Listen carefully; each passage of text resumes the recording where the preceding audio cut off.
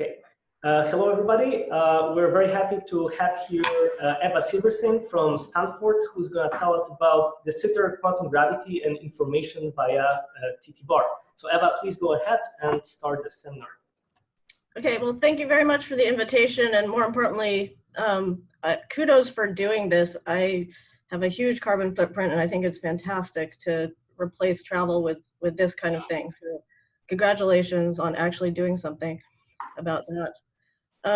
Okay, so my plan is to very quickly overview de Sitter in our main candidate for a theory of quantum gravity, which is string theory, for completeness, but also to highlight some new approaches to that, and also some things that may not be widely known.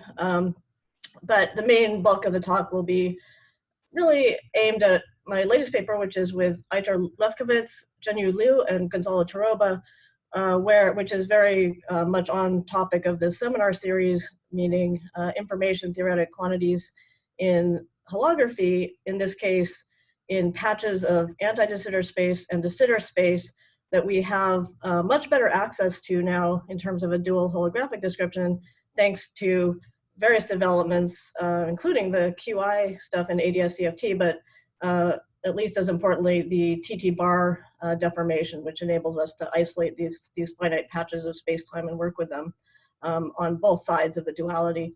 So that's where we're going. Okay, so now, oh, there, okay. Okay, so, I won't be able to, these are both broad topics. I'll have some references. It unfortunately can't be totally complete. In terms of my own collaborators and the papers that I'll be mostly focusing on, it's really these three with the folks I just mentioned, along with Victor Gorbenko and Shidong. But it goes back, quite a long ways, almost 15 years. And there are, of course, other approaches to this same question, which are quite interesting, and other references on that. Okay, so let's start with the cosmological constant in string theory. Now, this is a 20-year-old subject. The discovery was around 1998, and many of us got started thinking about it then. We learned quite a bit in those 20 years, although there's a lot more to do. So the basic picture is, as I've cartoon sketched here, where there are directions in string compactifications that can run away, including the overall volume and the coupling, which Dine and Seiberg put their finger, for which there was a constraint that Dine and Seiberg put their finger on years ago, which is that the potential energy that descends from higher dimensions in string theory goes to zero in these weak coupling and large volume limits. It could go from above or below. Generically, it's from above. So that's a structural constraint on string theory that's well known, and it actually plays a role in holography, as we'll see later.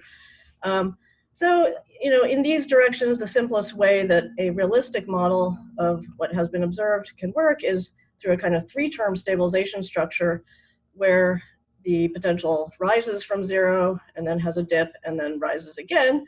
And there are well-known ingredients in string theory that produces that kind of behavior. So Busso and Polchinski originally noticed that there's a lot of contributions from different fluxes that can thread the internal dimensions.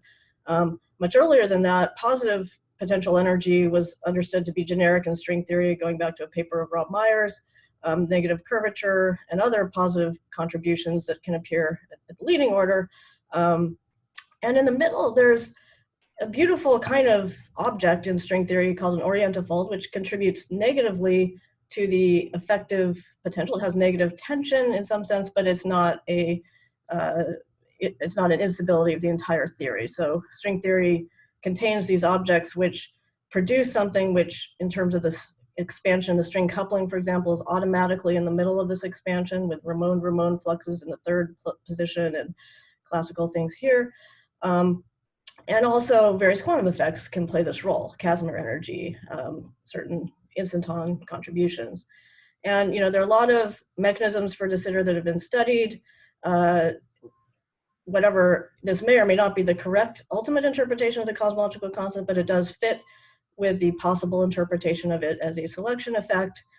And again, I want to stress this UV sensitivity or dangerous irrelevance feature that quantum gravity in the form of string theory tells us that whereas in effective field theory, we could simply write down a lambda, we could set it and forget it.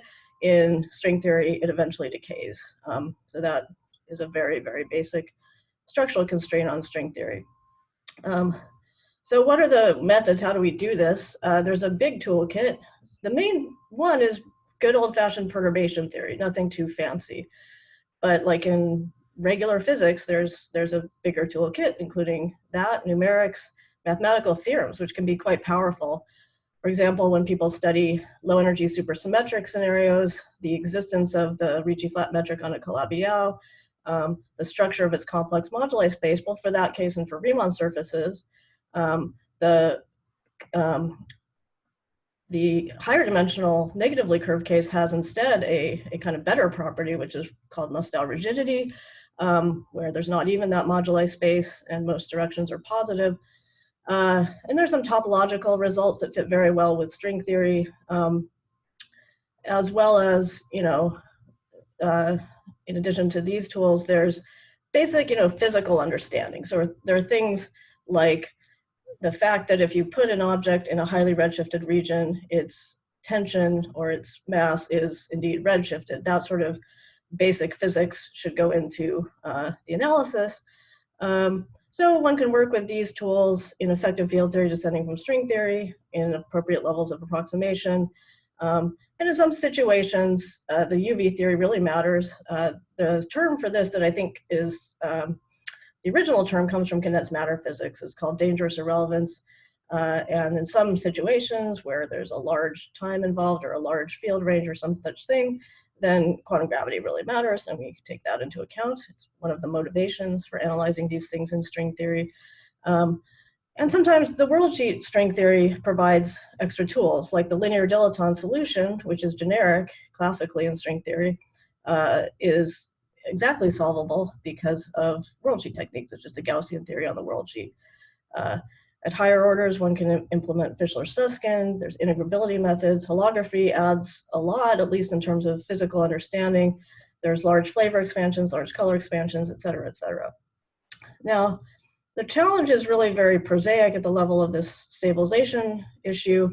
So in Freund-Rubin solutions for ADS, there's a playoff of positive curvature in the first position and flux in the second position, or really what becomes the third position in this de Sitter uplift that I've sketched. And so, as I said earlier, in certain directions, there's this, at minimum, a three-term structure. And that's, that's the complication. It's no more or less than that. In other directions, it's actually quite a bit simpler. So if you take, there's sort of a famous role of fluxes, or in string theory, generalized fluxes, that help stabilize certain geometric features of manifolds. Like in a Riemann surface, you have the A and B cycles, and if you put flux on both of those, then the ratio of the two sizes is stabilized by a kind of two-term structure like this. Basically, the flux prevents either one of the cycles from shrinking without costing an infinite amount of energy. So that's the situation. Now, what is the effective theory? Well, here it is in its full glory. There's the Einstein term in some higher dimensions. There's a potential energy that generically is positive. There's kinetic terms and matter, which takes many, many forms. There's various branes and orientifolds and fluxes and quantum effects and such things. One thing to stress about the structure of the fluxes in string theory is that they are generalized, in the sense that what you would normally think of in, say, Maxwell theory as a field strength that's d of some potential actually has another term that involves some other form field, some other potential field, wedged with a lower form flux. And so that when it comes to this part of the problem that involves this flux stabilization, these other form fields, which descend to axions when you reduce to 4 dimensions, can nicely play that role, and then they roll very, very slowly on their large field potential as part of the stabilization. So anyway, the schematic 4-dimensional potential has all these kinds of contributions. There's the positive terms from the total dimensionality that you start from, the curvature, which is generically negative, the so-called NS fluxes, which are also positive, and various other kinds of defects that can exist. And then things at the order of D branes and orientifold planes and Ramon fluxes, and generalized in the sense I said. And then, other things like effects of warping, which is really important to include. There's a beautiful paper of Mike Douglas that's model independent that explains how to do that in a completely principled, general way. There's quantum effects, higher derivative terms, etc. Now, if you ask, can you do this, this job of stabilizing these directions that could run away with a single term? Obviously not. Can you do it with a few terms and some, random choice of these things? Well, no. And so there are some very limited no-go theorems on that, but each one of these no-go theorems is, something that you encounter if you actually start building constructions on the way to building the construction. So there's, some utility to that, but it's very, very limited given the many contributions that we know about in string theory. Okay, so I can't resist mentioning a fun new approach to this that we're pursuing with Gonzalo and with a lot of input from a wonderful mathematician named Ian Agel, who recently proved an important theorem about hyperbolic spaces. So here we're considering 11-dimensional supergravity on a hyperbolic space, which is, with its hyperbolic metric, is obtained simply by the hyperbolic 7 space modded by a group that is sufficient to make it into a finite volume space.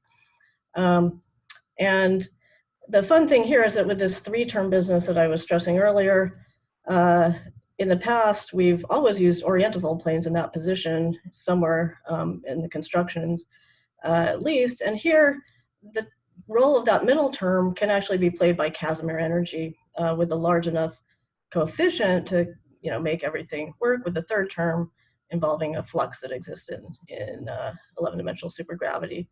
So this is a context with hyperbolic manifolds where a lot of the relevant mathematics is known, and there are certain sequences of manifolds that enter into this that we are playing with and discussing with the mathematicians. And there's something, this kind of, this discovery and this sort of construction is really old news. So, you might ask why bother with yet another approach to it. Well, to me, it's important that we do something that's a little bit more generic and maybe at the same time a bit simpler. And these negatively curved spaces are by far the most generic kind of manifold you can have. Just think about dimension 2, where obviously there's the sphere, which is analogous to the thing you compactify on to get ADS CFT. There's the torus, and then there's an infinite sequence of higher genus Riemann surfaces. So almost everything is negatively curved or a more general Einstein space, if you ask about Einstein spaces in terms of what kind of manifolds most generally appear. And so anyway, there's some fun features of this, like there's a rigidity property that also extends to the effective potential. So we're playing with this and sorting out all the kind of residual issues beyond this 3-term structure that's right in front of us.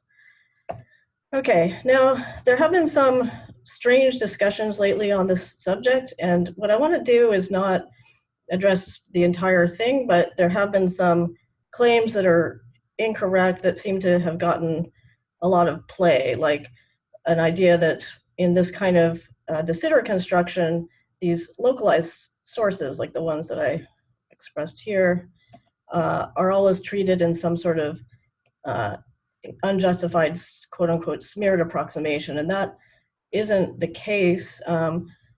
There's been a lot of attention to the KKLT antibrane, which is an object in a highly redshifted region out of which field lines spread exponentially, and they modeled this as a positive tension object, gravitationally redshifted. That is the correct answer, but there have been, a lot of papers asserting the opposite, essentially.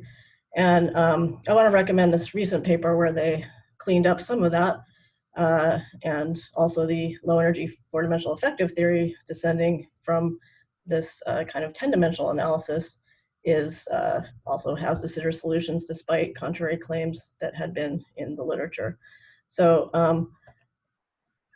also in the power law stabilization type of approaches, it's not true that these things were smeared. So instead one considers the effect of the warping that and the gravitational potential energy or gravitational potential A that is sourced by an object, and one can cleanly estimate when it contributes in a leading way and when it doesn't contribute in a leading way to the effective potential.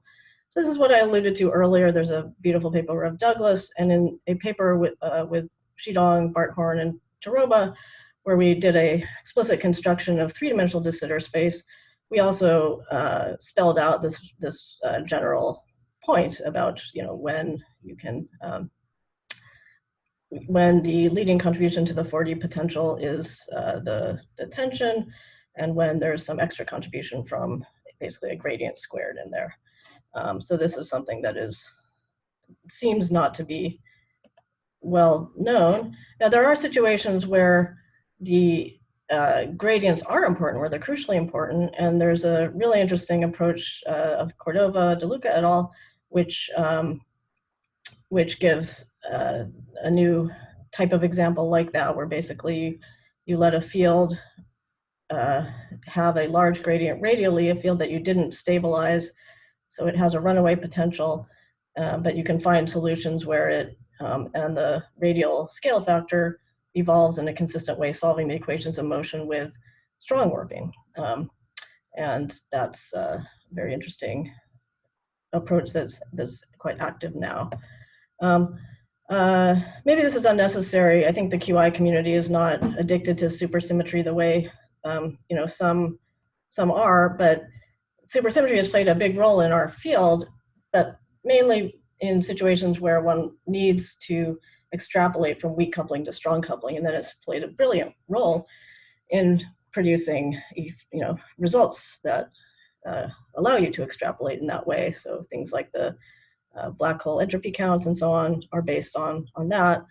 But this modeling of nature is actually quite a bit more prosaic. It's based on perturbation theory, and there are real trade-offs between having more or less supersymmetry. So with less, you get more contributions to the potential, so you kind of have more of these independent forces to work with. And at the end of the day, it's all about perturbation theory anyway. And I want to stress that sometimes, in other ways, breaking the supersymmetry more in a more direct manner can really help. I mean, there's a theorem by a mathematician Vase and a collaborator, which I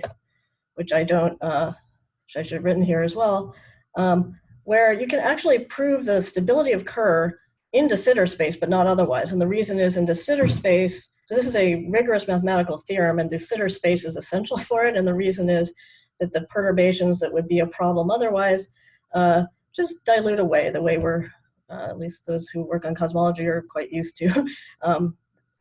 Things stretch out and dilute away. So do the potential problems or obstructions to stability of Kerr black holes. And I think when it comes to the more formal studies of string theory and its compactifications, there's been an enormous focus on Calabi-Yau manifolds with a huge bias toward low energy supersymmetry in the field.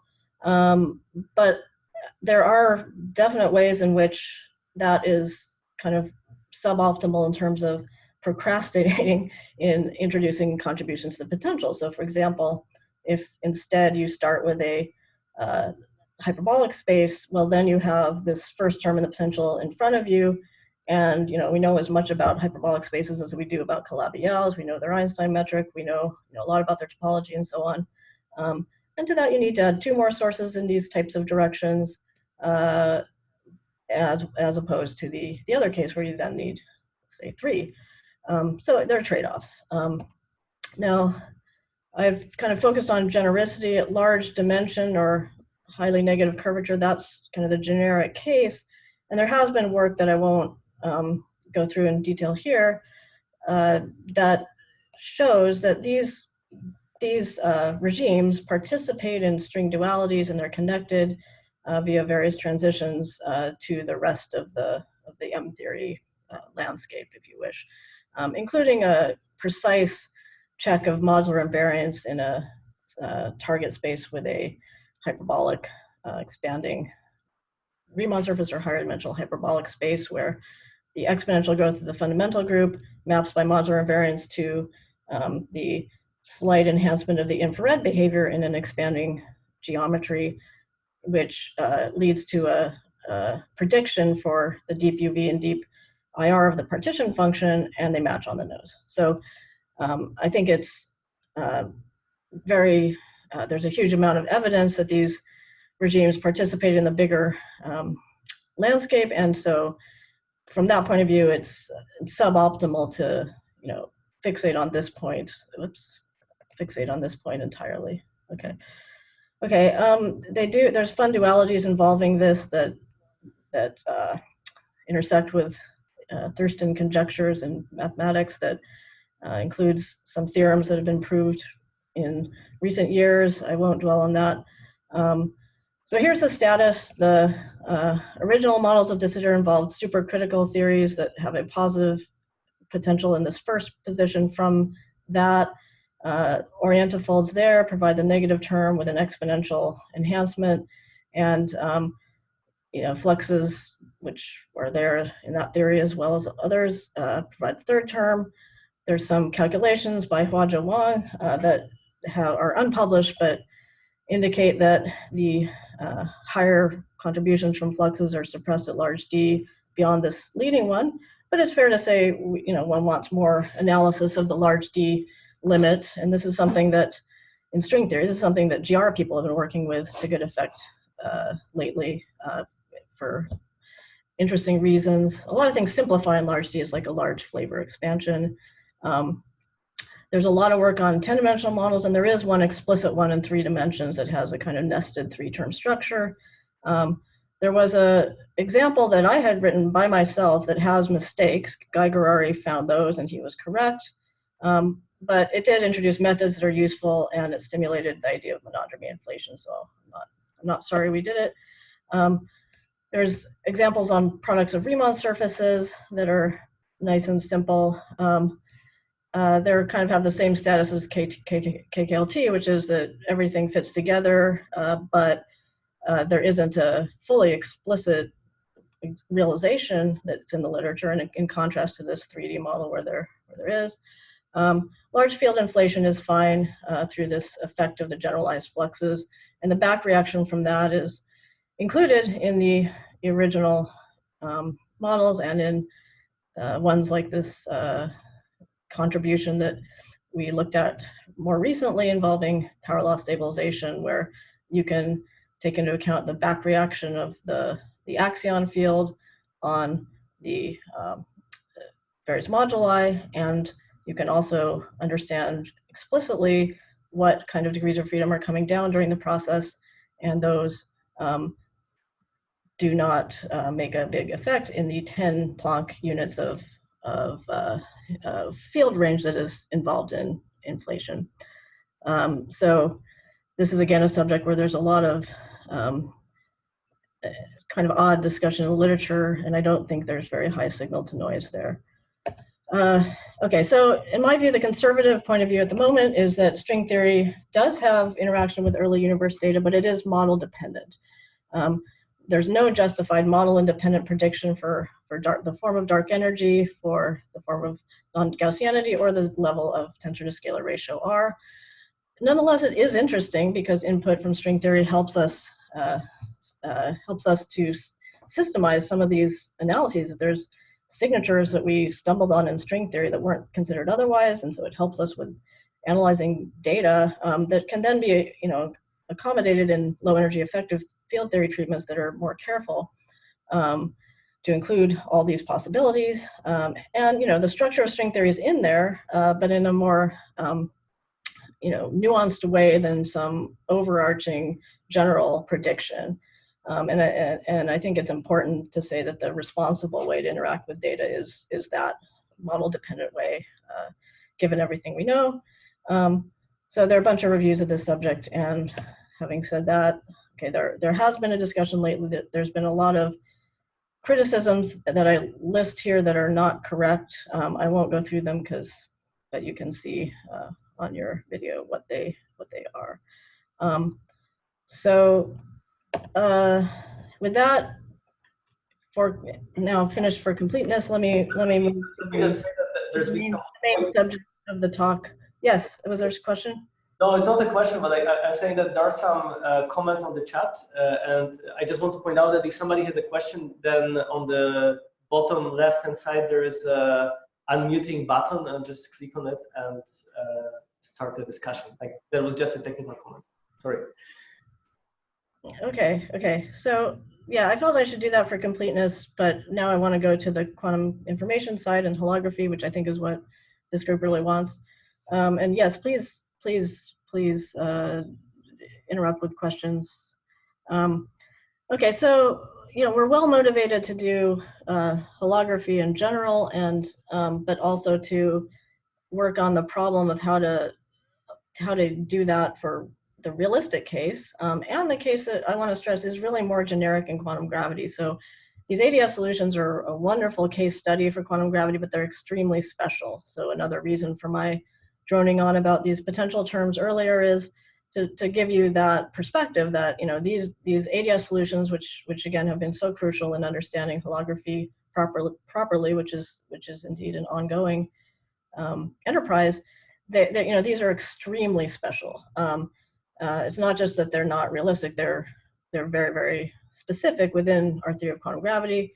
So is Minkowski space, and so it's kind of an inconvenient truth, but a truth that these two cases where we can at least state what the observables are. The first case, of course, being a quantum field theory, the middle case being an S matrix, are not the real case. But that doesn't. That's I think a very interesting opportunity, and in fact, we'll see that a lot of ADS-CFT persists in this more general case.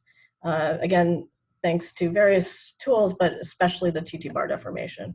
Okay, so to get there, let me introduce it this way. So we all know about Juan's original brain construction for ADS-CFT, where we have a set of D branes. The highly redshifted region on the gravity side corresponds to the low energy physics, which in the D brane open string theory is just a gauge theory. Okay, and the resulting near horizon geometry has this time-like boundary at spatial infinity, which is technically very useful, but highly special and unrealistic. So to make progress, what we really want to do is get away from that boundary. I mean, that's an essential thing to do in order to get closer to the realistic case. So within this ADS times S solution, we know there's this scale radius duality. Things toward the boundary are more UV, things toward the middle are more IR. And so what we really want is, some notion of a cutoff of the theory, but one that we can articulate, what it is on both sides. So, since the beginning of ADS-CFT, people have thought about a radial cutoff, partly as a regulator, partly as a real thing. On the gravity side, but it was never clear what that is in the dual description precisely. But so I think it's a big deal that recently McGuff, Mazzei, and Verlinde showed that the TT bar deformation, which I'll review briefly in a moment, produces a set of energies which matches precisely with the quasi-local energy of a radial cutoff in ADS-CFT.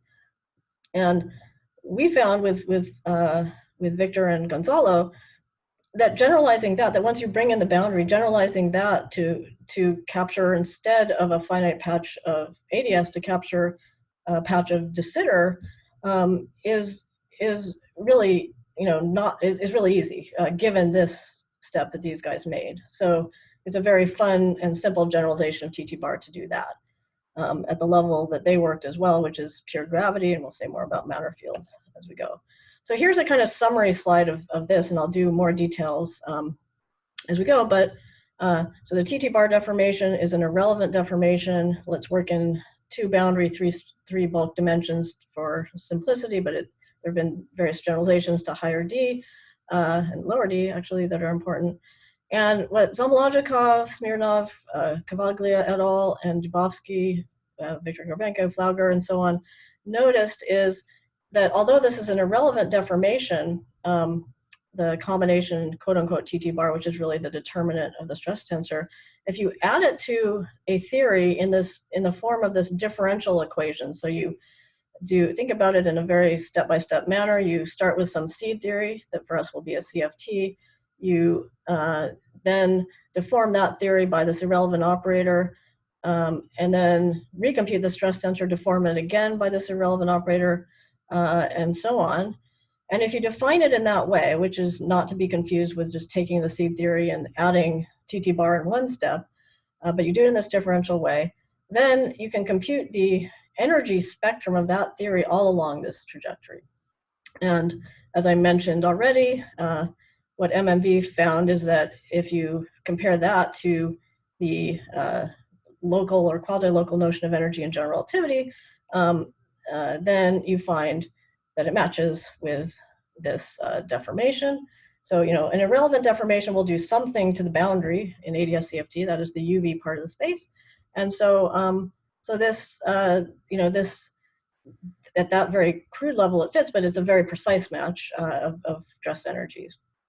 Now, what we found is in asking the question, okay, what is it that we have to do to this deformation in order to turn the quasi-local energies that match the ADS case to those that match a patch of bulk de Sitter? And it turns out that at each step, you do nothing more than adding a constant with the right dimensions. And here's where the fact that this is a differential equation is really crucial. So if you just took a theory and added a constant to its action, if you took a quantum field theory and added a constant to its action, it has no effect.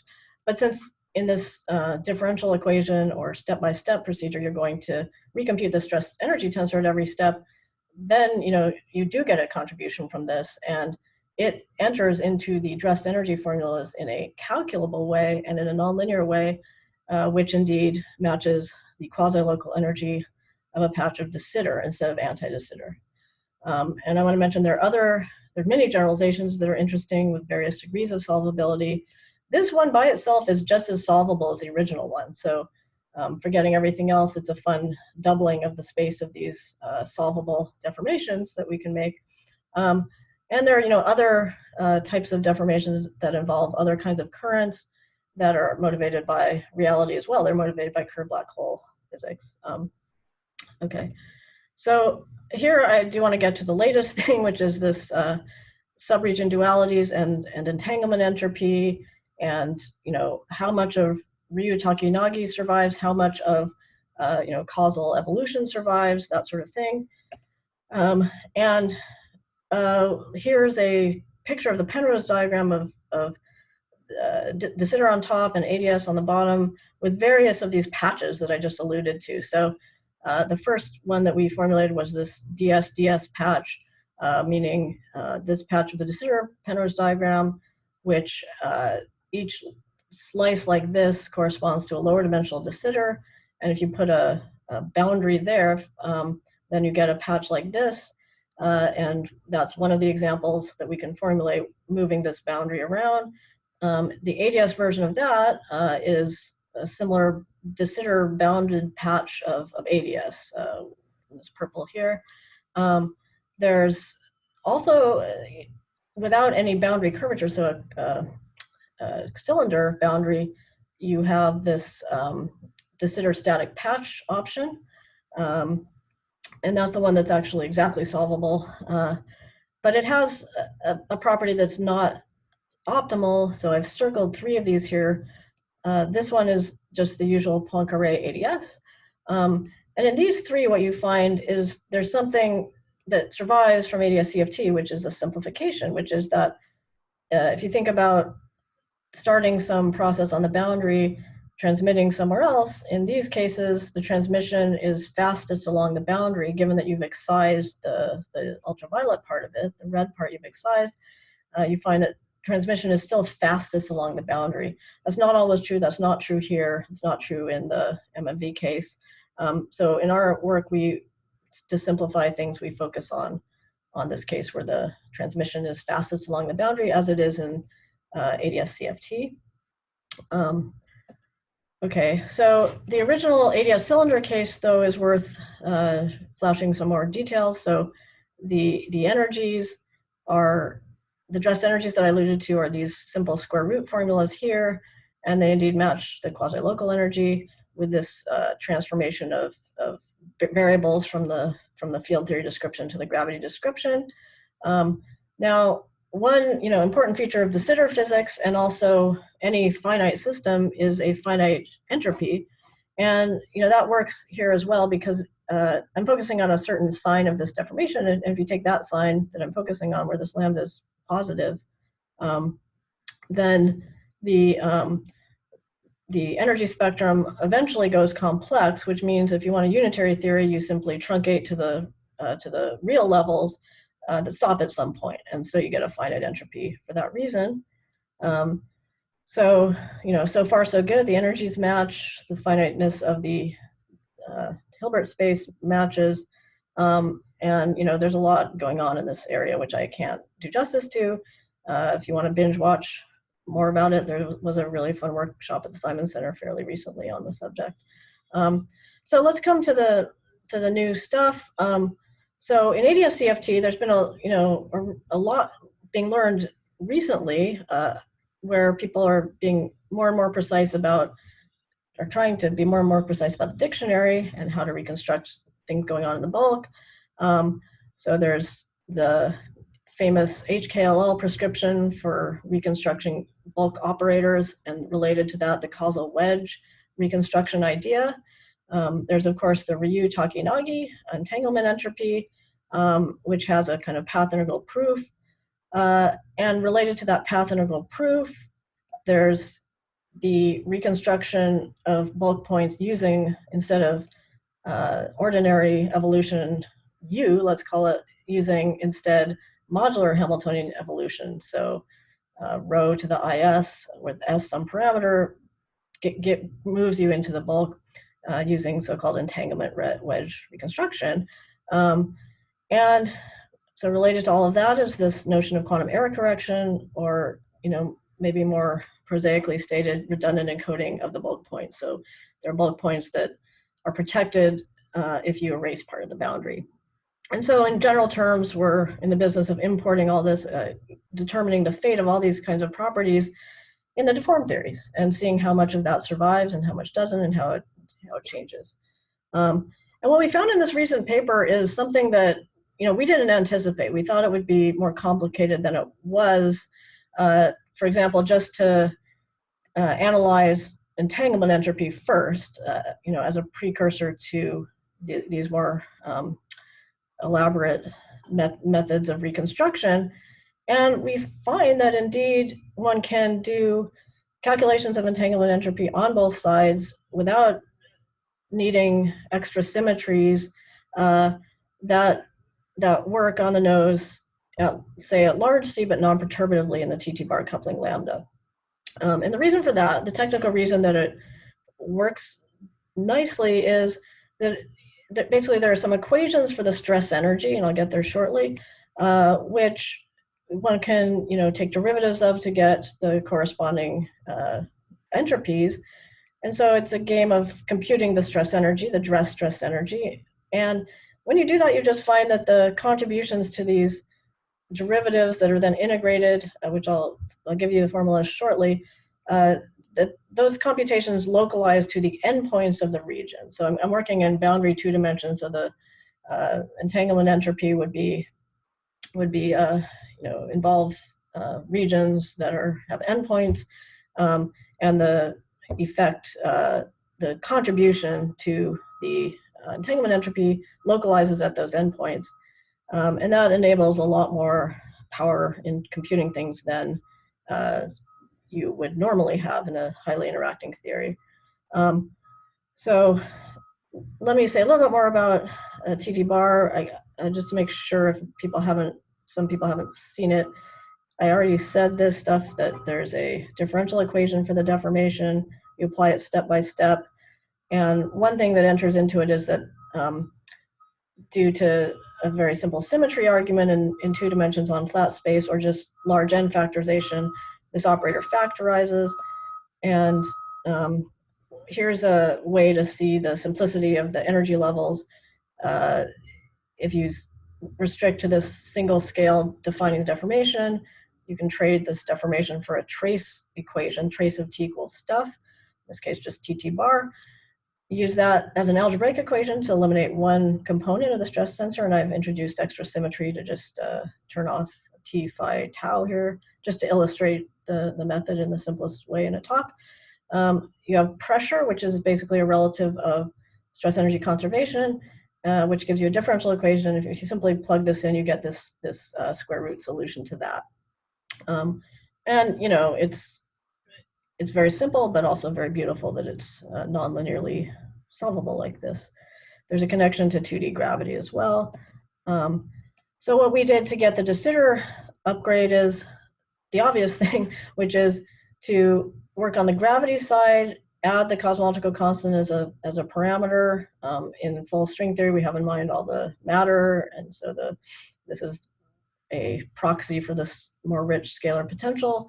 But at the level of pure gravity, we can simply focus on this eta, which is +1 in the ADS case, -1 in the de Sitter case, without loss of generality. And then basically this trace equation that I just flashed in field theory terms is one of the Einstein equations. So there was a very nice, I mean, this is in the MMV papers, also laid out in a very clear way in the Krauss-Liu-Meroff paper. And so the basic TT bar is just this trace t equals -4 pi lambda TT bar. If you instead consider a boundary with curvature, you get a curvature term. And if you include this eta, well, you get a third term in this trace flow equation. And that's it. So that's where my perhaps cryptic comment before about simply needing to add this to the flow at every step is coming from. And okay, so that's a quick summary of the duality, its definition in terms of the differential equation or trace flow equation for it, and the fact that it will then match the gravity side for energies. And what we're going to do with that, so here's a picture of the trajectory. So let me do that before getting to the entropies. So what you do is start with the CFT, you do the ADS version of the flow until you can't tell the difference between the two, and then you flow back out with the extra contribution to the trace flow equation, and that buys you, say, one of these ds halves, which is a warped throat with de Sitter slices, as in Randall-Sundrum theory. Okay, so here's the formulas for these things. In the ADS-DS cylinder case, it looks like this. With curvature, it looks like this. And that's the energy in a nutshell. So now let's come to the this business of QI and subregions and whatnot. So, you know, there's energy and there's entropy. There's evolution by the usual evolution operator U, and then there's this more subtle, but in ADS-CFT, arguably more powerful thing of evolution by the density matrix rho itself. And as I said before, we want to understand how that plays out in these deformed theories. And you know, to begin with, we have no rights. So there's no, it's non-local. There's no a priori guarantee that there's a sensible division of the system into subregions. Also, there's no guarantee of causality, just from the field theory perspective. But we are talking about these cutoff patches of GR, which we understand perfectly well using effective field theory semi-classically. And so, as usual, we can imagine a code subspace situation where for generalized free fields, there's, you know, an algebra that we can infer from that.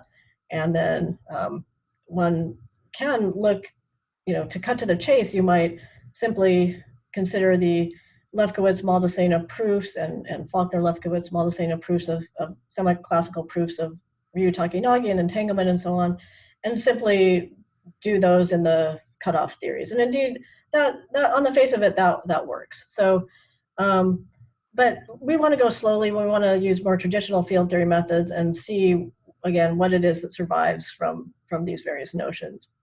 But to anticipate a little bit what we find because of the extra property of bulk locality. So as everybody knows already in ADS-CFT, the cases with a large radius dual are very special. I like to call that holographic exceptionalism.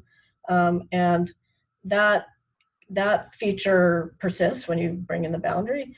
And so it's, that demystifies the fact that you can still define many of these notions. There's still extremal surfaces that divide regions, and so on. There's still, causal propagation, and so causal wedges and whatnot. But there are some novelties, and you start to see that immediately if you just work with these geometric notions with the boundary brought in. The most interesting is probably from the perspective of what is most different from ADS-CFT is that now one finds very easily that the causal wedge can exceed the entanglement wedge. So here's a picture of that on the right. On the left, I have divided a system into halves, and there's a lot more symmetry, and everything is similar to ADS-CFT. The causal wedge and entanglement wedge agree, and so on. But if you make and related to that, the extremal surface in the bulk that divides the two approaches the boundary orthogonally.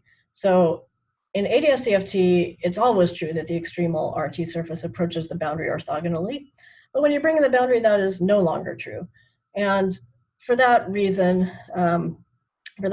you can get into the situation where the causal wedge, meaning you take a region R, you build its diamond D of R of whatever it's called, domain of dependence D of R, and then you project light rays into the bulk, and that's this green region here, that can exceed the region that's delineated by the extremal surface going between the same two bulk points. And what I've also drawn on these pictures is the modular Hamiltonian evolution in the bulk near the boundary. And you see that in the half and half case, that is behaving again much like an ADS-CFT. It goes straight into the region R, or conversely, the complementary region R bar. Whereas in the more generic case of these deformed theories, the modular Hamiltonian flow in the bulk either points inward or points outward. And basically what's happening is, if we look at a region R that is less than half, the modular Hamiltonian flow goes less far than it normally would go for this reason. Now I've written this in terms of algebras, so let me say what we mean by these algebras quickly. And it's, again, something that parallels what you all know in ADS-CFT. There's an algebra associated with the causal wedge, which we'll label A D of R, which is taking the operators in D of R, the local operators that we have, and making an algebra of those. For the entanglement part of it, as opposed to the causal or HKLL part of it, we define an algebra associated with a region using, as before, the density matrix to evolve the operators. But now we, be careful, because this X lies in R, and what we can anticipate from here is that it would be a mistake to imagine that that algebra overlaps with all of D of R, and in fact that will be again there will be an algebraic way of expressing that distinction.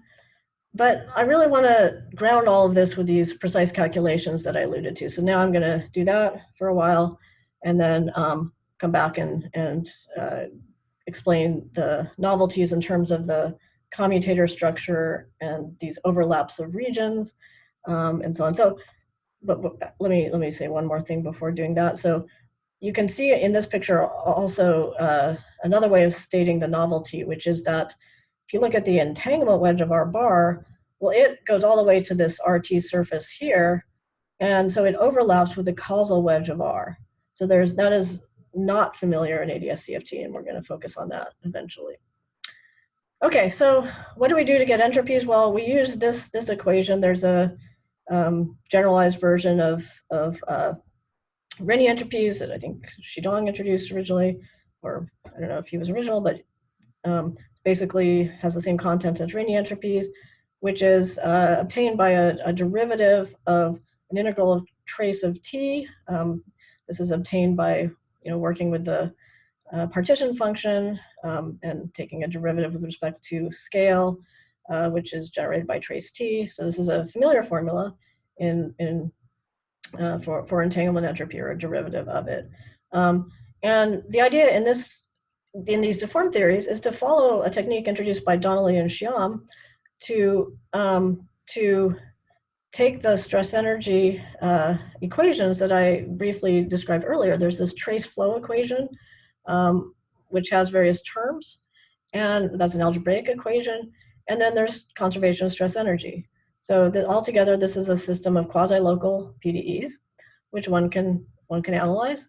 And these guys did a sensible thing, which is to first do the half and half case, where there's extra symmetry. It simplifies in a sort of immediately obvious way, and solving these equations in that context gives you these formulas. We've dressed it up with a particular regularization of the conical singularities that arise. So n here is the usual Renyi index. I should have said that parameterizes the Riemann surface involved in the replicated space in entropy calculations.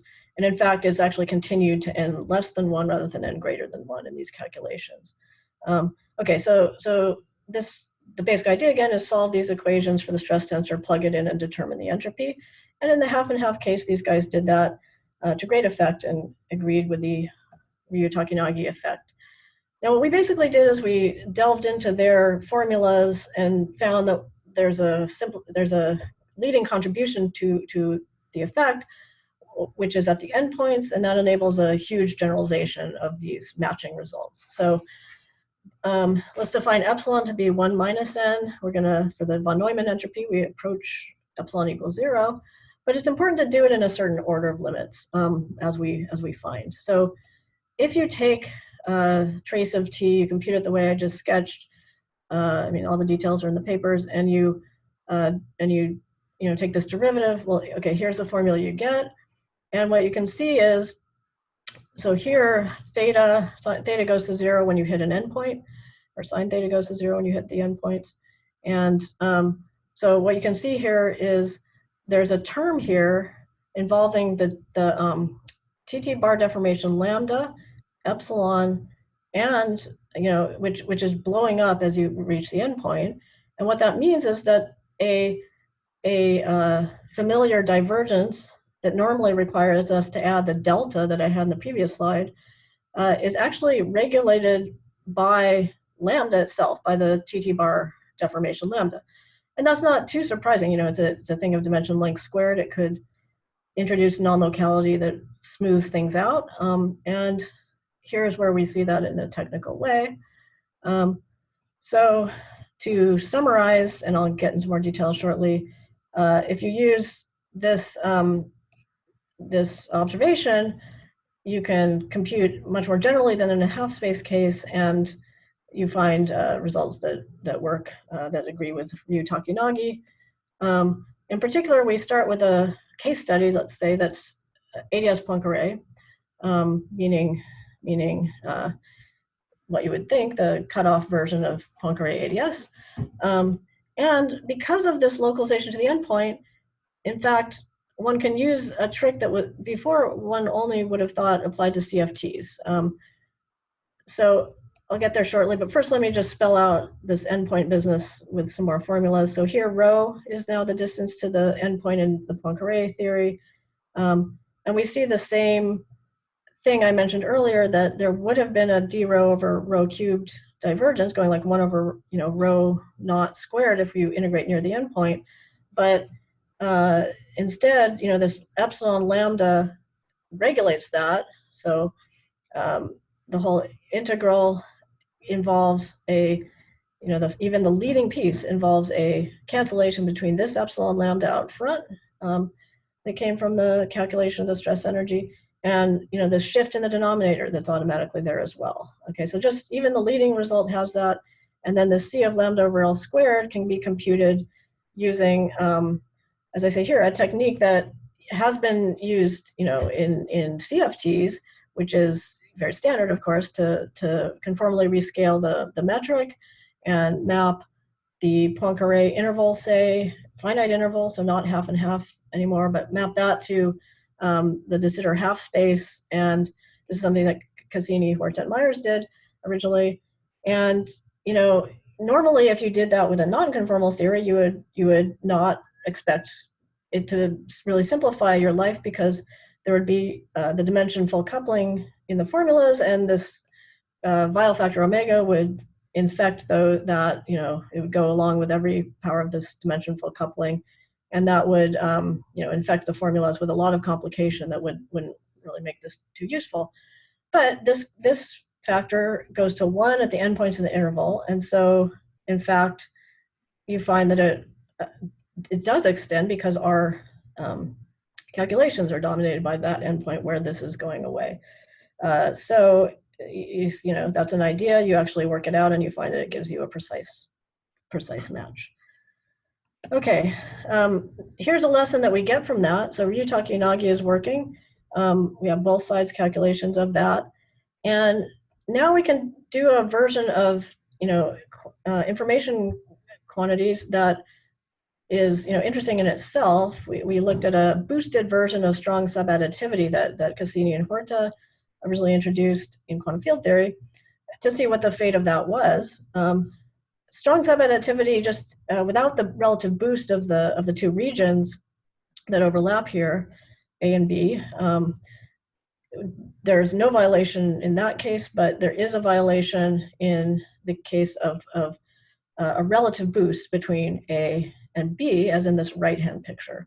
And so you work out using these entropy calculations what happens to that. And okay, as I say, the strong subadditivity fails once you introduce the relative boost. And as that is normally it's automatic, because it has to do with partial tracing and inclusion of operator algebras. And so what we get, there's some steps in here, but I'm appealing to what everybody knows about strong subadditivity here. You find that the inclusion that you're normally used to of algebras doesn't happen here. So when you do a relative boost, you get access to more operators in the algebra. That's a one-line summary of what happened as a result of this violation of boosted strong subadditivity. And that's interesting, because here I've stressed that we have causality working normally. We're working in this situation where the signals travel fastest along the boundary rather than going in the bulk and so on. But there is, nonlocality in this theory. It was an irrelevant deformation. It has a parameter of dimension length squared. And this effect that I just summarized is reminiscent of the nonlocality of string theory. So string theory is perfectly causal. It has a standard I epsilon prescription and so on. But it has nonlocality, and if you scatter strings at higher and higher energies, you gain access to more and more of their modes. You have resolution to see more and more of the string modes.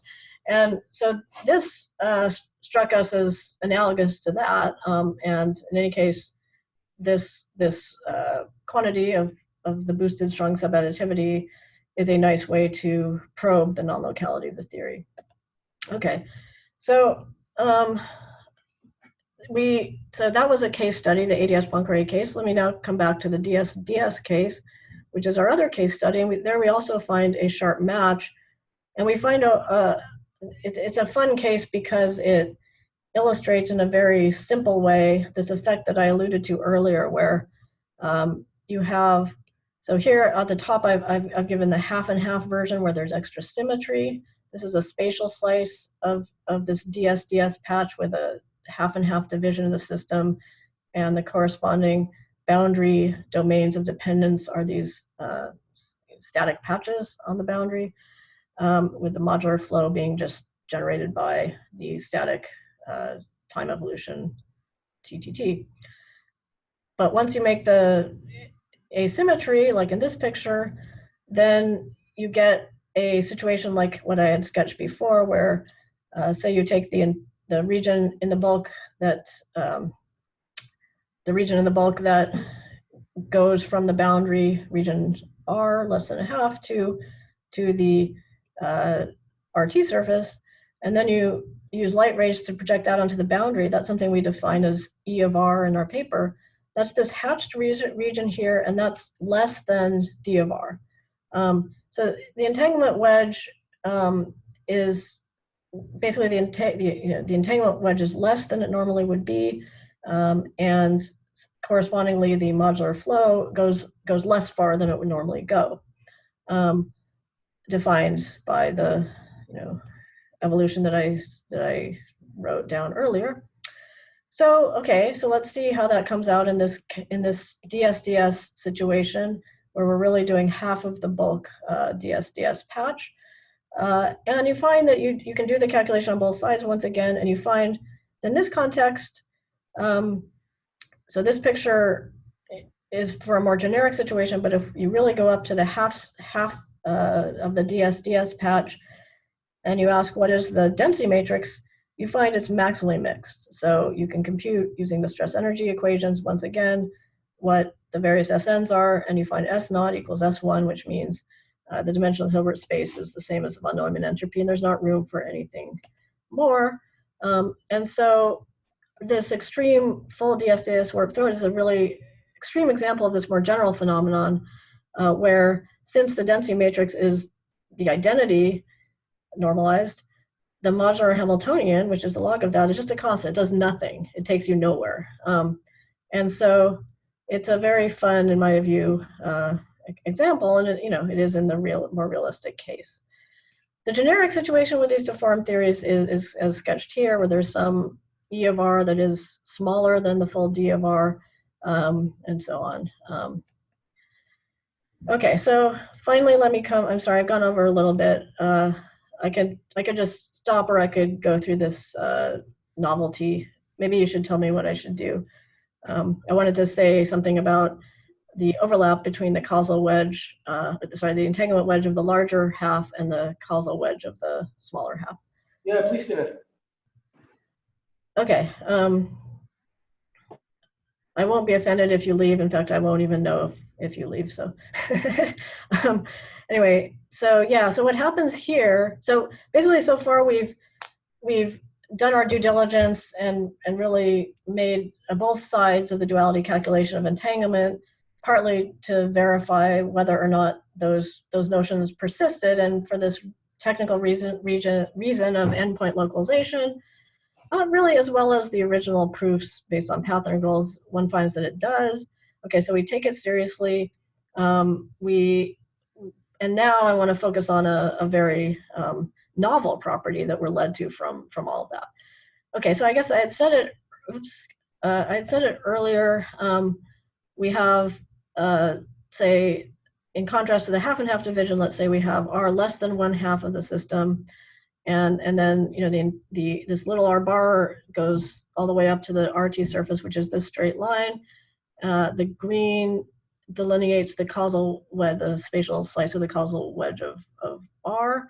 And so there's this overlap between the entanglement wedge of the bigger half and the causal wedge of the smaller half.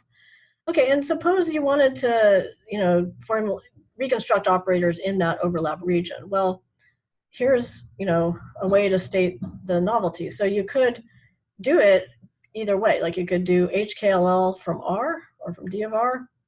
You could do, entanglement wedge reconstruction from R bar. And, you can have operators in here that don't commute, obviously. The phi's and pi's of the effective theory in here generically don't commute. Okay, so you could have, so that means that if you do the reconstruction into two different available ways, entanglement wedge reconstruction from R bar and the causal wedge reconstruction from R, then in order for this big phi to be either the field little phi itself or the corresponding canonical momentum that such that those two don't commute, you could do one of those with this, one of those with that, and so there has to be something that's not commuting between these two. And that would not be the case in ADS-CFT. These would commute. So, well, there are three options. There's rho of R bar not commuting with O of X bar, or O of X, excuse me, O of XR. U, the evolution within the full D of R, not commuting with O, the operators O in R bar. Or it could just be that the rho and the U in the full D of R, where we again have this extra bit of it, doesn't commute with the density matrix associated with the R bar algebra. We think it's the latter because this one is zero by the causality that I stressed earlier. We're doing these simplest cases where the transmission is fastest on the boundary. It's all causal. D of R, the signals don't get outside of D of R. And also here, the way we define the algebra, using the bulk generalized free fields, makes it immediate that this commutator is also zero. But this, I think, is a clear way to express the novelty, which is the density matrix associated to R bar cannot commute with the time evolution operator within the full D of R. And that's where we left that. Let me finally say what the fate of this redundant encoding is in some case. So let's come back to causal wedges. The ADS-CFT version of that is this now iconic picture where you have the three regions R1, R2, and R3, and you can reconstruct this bulk point with any two of those. And so it's safe under erasure of any one of them. Here we get basically 2/3 of that. I don't know what the significance of that is, but if we do the same picture in our case, there's a causal shadow. It's easy to see why, but I didn't I can explain that if anyone wants. Just simple geometry. And so if you take a point here, it is reconstructible by two of the three larger regions, but not by the third. So in some sense, it's 2/3 as good for this case.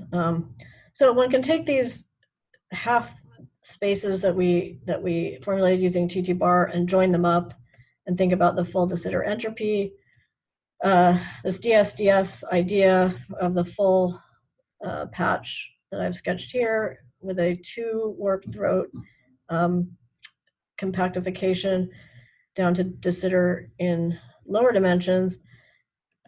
The reason we took it quite seriously even before all this TT bar stuff was that the top down using this Dine-Seiberg effect gave us the same statement that you have these two places where the redshift factor goes to 0, where the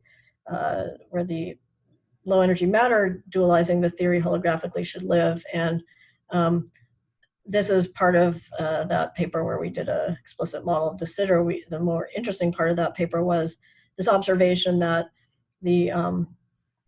if you simply uplift the ADS-CFT brain construction and you ask what happens to that when you uplift in this way, using the fact that there must be these two terms replacing the one term there, you find very, very quickly that the ADS brain construction, which was a brains probing the tip of a cone, becomes two sets of brains and anti-brains probing the tip of a rugby ball, for a very simple reason, but the one that would not have been true if it weren't for this Dine-Seiberg problem. So I actually think that structural limitation is super significant.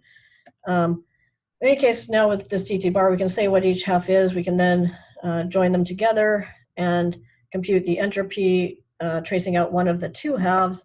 And that gives us our interpretation of the Gibbons-Hawking entropy, as I've written here. This was in the paper with Shi and Gonzalo.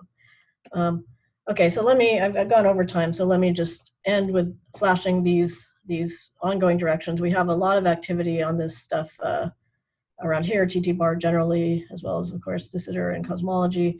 And, there's a huge amount to do. So let me stop there. And yeah, I'm sorry there weren't any questions in the middle. I didn't see any or hear any, but please feel free to ask them now if you have any.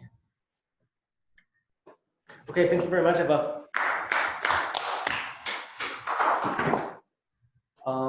So if anybody wants to ask a question, just go to the bottom left of your screen and click unmute. Can I ask you a question, Eva? Of course. So you mentioned this Cassini-Huerta type setup when you have boosted regions with respect to each other, A, B, C. And yeah. One of your observations was that you get a violation of strong subadditivity in this case. Yes. But all that has been used over there is just the two facts that we would like to have, you would like to associate to a causal cone or causally complete region and algebra. And the fact that if region A is inside region B, the algebra of A, the algebra of B, A is the sub algebra of B. So which of these two go wrong? Well, so you see, I put the slide back up. The algebra that we associate with A sub S, which is determined in this situation very clearly from the gravity side using the RT surface and the region that goes between that and the boundary in this more elaborate setup where the two things are relatively boosted, and you find that what this algebra statement is a statement of how the entanglement regions behave.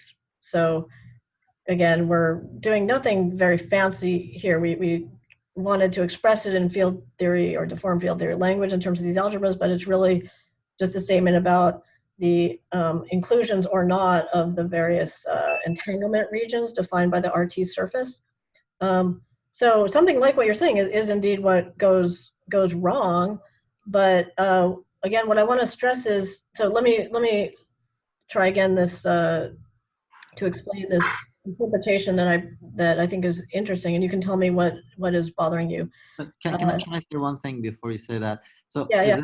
Are you going to conclude that you're not going to associate your algebras to causally complete regions, right? Well, yeah. So that's right. So maybe that's where to go from your question. So, indeed, in say in this picture, you would normally not have this distinction between the D of R, and which is the causally complete region in the boundary, and what we call this E of R, right? So that is the distinction. It's true. Yeah. So is that what you're asking, or? Right. So if you're not attaching algebras to causally complete regions, where do the algebras live? What do you associate? How do you label algebras? Algebra of what? Yeah. So okay, good. So let's go back. So it's here. So you have a density matrix, which you can think of as defined in the normal way by a path integral in this context. And again, we did all these checks that these notions still hold in this deformed theory. So with that in place, we're just then doing the same thing you're used to doing.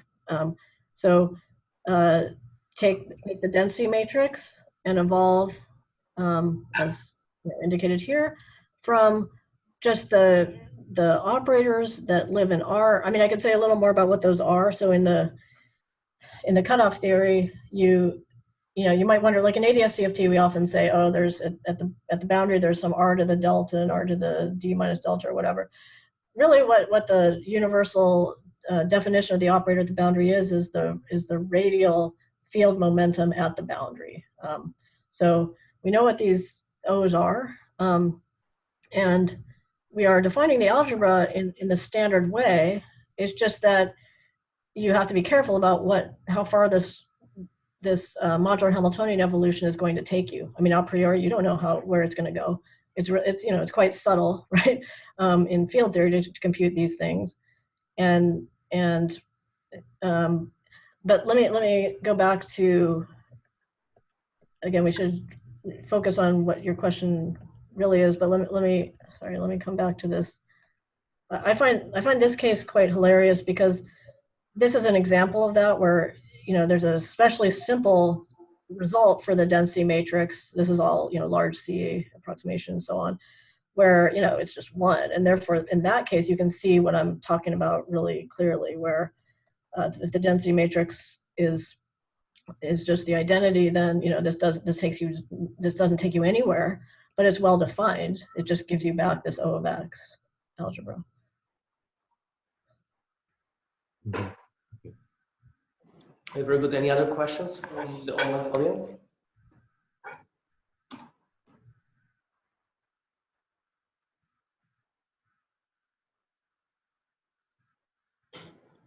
Well, if not, thank you very much, Eva. I'm gonna turn off the recording. Thank you. This again, and